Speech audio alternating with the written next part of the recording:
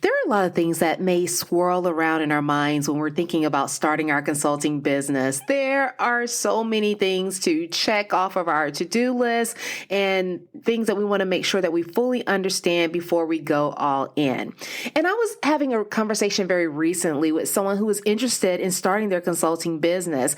And I could tell that there was some nervous energy there. She wanted to really find out and have one particular question answered.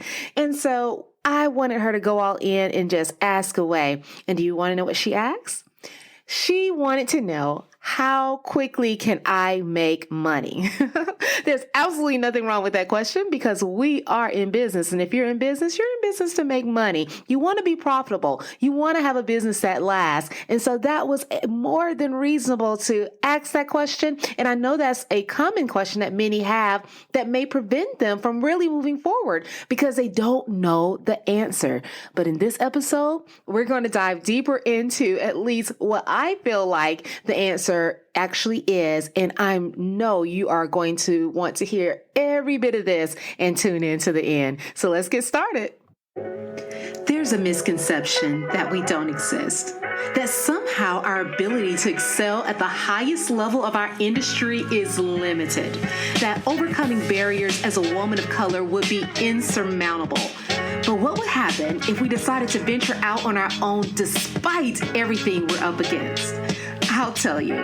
Welcome to the Black Girls Consult 2 podcast. I'm your host, Dr. Angelina Davis, a healthcare consultant, consulting coach, high performance fanatic, wife, and proud girl mom. I help transform female professionals into thriving solo consultants. And just like you, I'm wearing all the hats and doing all the things. So this podcast is to empower the busy female professionals to move past fear to start and grow a successful consulting business, despite the obstacles you may encounter. We'll dive deep into consulting practice, business strategy, mindset, and more.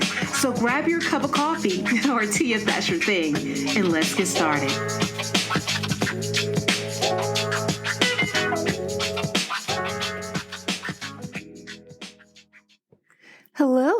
Hello. Welcome to the Black Girls Consult 2 podcast. I am your host, Dr. Angelina Davis. And if you are joining me for the first time, welcome to the podcast. I hope that you do enjoy our conversation today. And if you are tuning back in after listening to previous episodes, welcome back.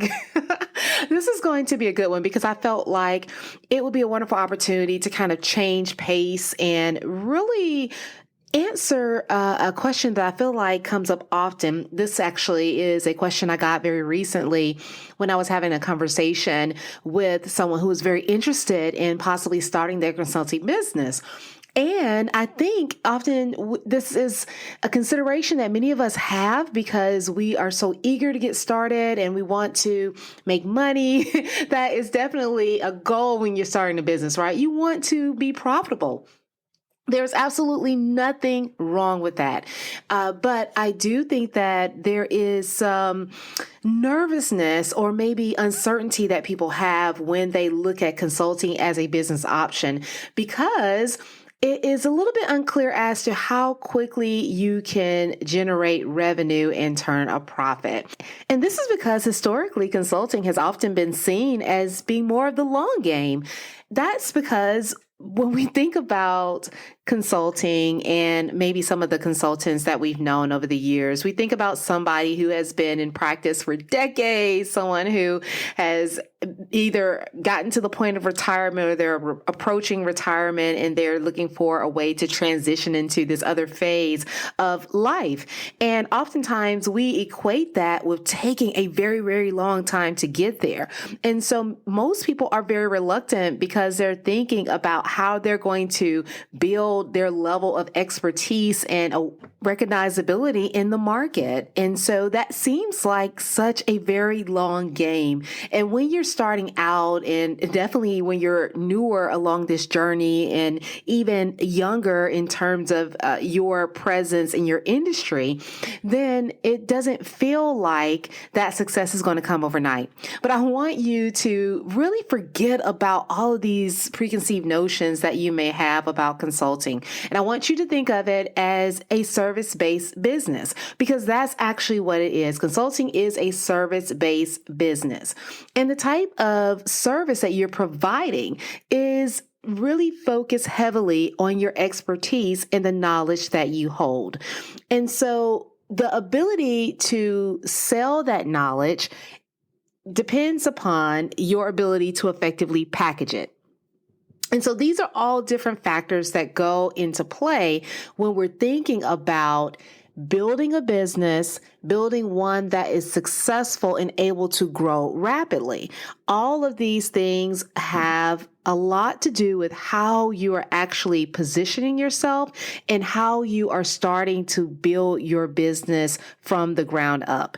And so I want to share with you some things that you want to consider and just think through. There are no right or wrongs here. I want to make that clear. There are a lot of different approaches that you can take, and there are also no absolutes. There will always be, I always like to say, a unicorn that we can find that is able to make $1 million overnight. That's going to be the case in every industry. But we're talking about, in general terms, things that you should consider when you are starting your business and really thinking about your long-term goals and what you want to achieve, and then beginning to set some realistic expectations as to how quickly you can generate the revenue that you desire and what that can look like for you, in ways that you can possibly even adjust your journey and map it out in a way so that you're able to maybe generate revenue more swiftly and then settle into something that may take you a longer period of time to secure in the future because you have a cushion already available. So let's dive deeper into this conversation, because I think this one is going to be a little bit interesting. Okay, so one of the first approaches that you can take if you're looking to generate revenue swiftly in your consulting business when you're first getting started is to venture first into the business to consumer space. And so this is something that is really a big thing to consider, because when you're thinking about business to consumer versus business to business, many people are drawn or attracted to business because they feel as if they can make more money that way. The contracts are larger, and in essence, it can be a more lucrative path. But I will tell you that that is a path that takes time. And so because of that, when you start in the business to consumer space, you have easy access and contact to the decision maker, because those are the potential clients that you want to attract and serve. Another thing is that you can also start your business by reaching out to people within your network and trying to, gain business from your network through referrals. Now, I always talk over and over again about not relying on referrals long term in your business, but they do have a place. And definitely when you're getting started, this can be very, very helpful, because one of your biggest challenges that you're going to have when you're starting out and you're trying to attract new clients is building this know, like, and trust factor. They have to get to know you. They have to really believe that you can be the advisor that they need to guide them. And so that takes time. That takes a lot of time in building that trust and really building your presence in whether it's the online space or your local area, wherever it may be. It takes time to build that presence of being an expert in your industry. And so when you're trying to cut down on that time, the easiest way to do that is to really go through referrals. So that is someone who can vouch for you, who can vouch for the person that you are as an individual, but they also can vouch for the knowledge that you hold and the expertise that you're able to share. And that's going to make it easier for you to get the ball rolling. And once you're able to generate 1, 2, 3 clients, then you have the testimonials and the backing that you need to then move further along in your journey and really navigate the business to consumer space more effectively. Now, I will tell you that one thing that you would want to consider when you're doing this, if generating revenue is really a priority for you starting out, is that you are going to have to adjust your offer to meet that need, because what you're going to have to focus on is something that is in demand for the network that you have available to you at that time.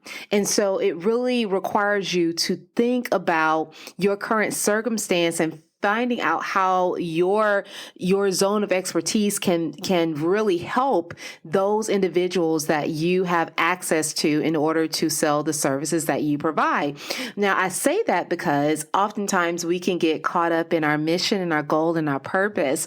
And when we have a revenue goal and we're trying to really accelerate that process, then that may require us to be a little bit more lenient or adaptable when it comes to really what we vision, at least from the initial standpoint.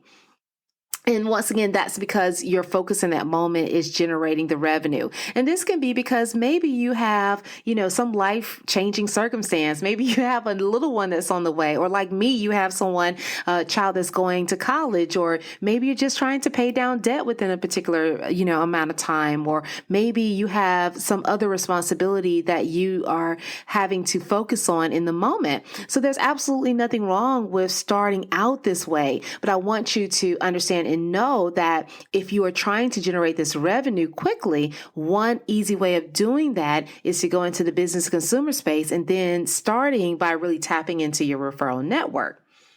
Now, the second option, if you do want to move into the business to business or B2B space, is for you to start with what I like to call small B2B. So instead of going out and trying to really shoot for the stars and land the biggest contract that you can find with maybe a Coca-Cola or, some other major company out there, I want you to shift your focus and really think about some of the smaller businesses that may be available to you locally or online that you can help and assist.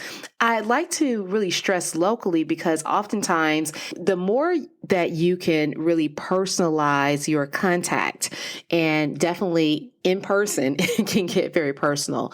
That is going to help you secure that business faster. And so, I always recommend that if you are going to go into the B2B space and you're trying to generate revenue quickly, that you focus on a smaller business, because they will not have the same types of red tape and approval that you're going to find in a much larger entity. And so then you just have to focus in on the service you're able to provide and how you can create that service to meet their needs specifically. And once again, when you start with a business that may be local and close to you, then you're able to do that in person and make those connections and those contacts in person that are going to be much more powerful oftentimes than you can even make online. So that is a little inside scoop if you want to use that to your advantage. Don't forget that we can get off of this, online internet space and really get back to some, door-to-door type of, I would say handshaking and really meeting those that we desire to work with. But definitely use that to your advantage. Tapping into that smaller B2B organization is going to be your best bet if you're trying to generate that revenue swiftly. Because once again, you don't have the red tape. You have easier access to the decision maker and the person who is going to be able to give you the approval. They're typically not working with budgets on a very strict schedule in terms of fiscal years. And so therefore, it's much easier for you to step in the right moment and be able to land the contract that you need and give them the service that they desire. So you know that business growth and financial stability require one thing, and that's clients. So that means gaining more clients has to be top priority in your business if you want to survive without being in a constant feast and famine mode. That's just not sexy. So those other successful consultants you see on LinkedIn or Instagram making it look so easy, it's like they have some secret sauce or luck for endless clients or referrals. But honestly, all thriving practices are built on solid processes, showing up authentically in your marketing and positioning your expertise effectively. In other words, there is a consulting code that you can learn, plug into your business, and then modify so it leads you toward your ideal business and your ideal lifestyle. So if you want to know more and have the secret to crack this code, just visit my description and download the free foolproof checklist to grow your consulting business to six figures and beyond. Because when you crack the code, you'll be able to generate leads and increase profits with more ease.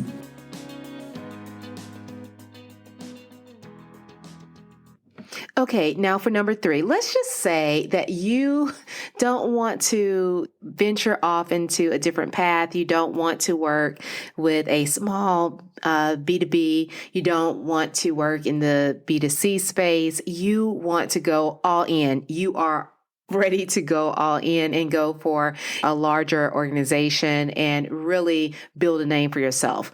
That is not a problem either. There are ways that you can do that. I will tell you that one of the reasons why this was not listed as 1 or 2 in terms of you being able to generate revenue swiftly is because, once again, when you're working with a larger organization, you have to be thinking about timing as a huge factor in terms of landing that contract, as well as, being able to get hold of and really make contact with the key decision maker who may be different from many of the key stakeholders that you may actually work with, or who may even champion you as a consultant coming in to really provide that assistance. So there are a lot of hoops that you may have to jump through in order to land business in this space. Now, this is something that, when I'm working with clients in my program Position to Excel, we definitely walk through in detail, because this is oftentimes where many people want to land. This is where many consultants want to end up, because, once again,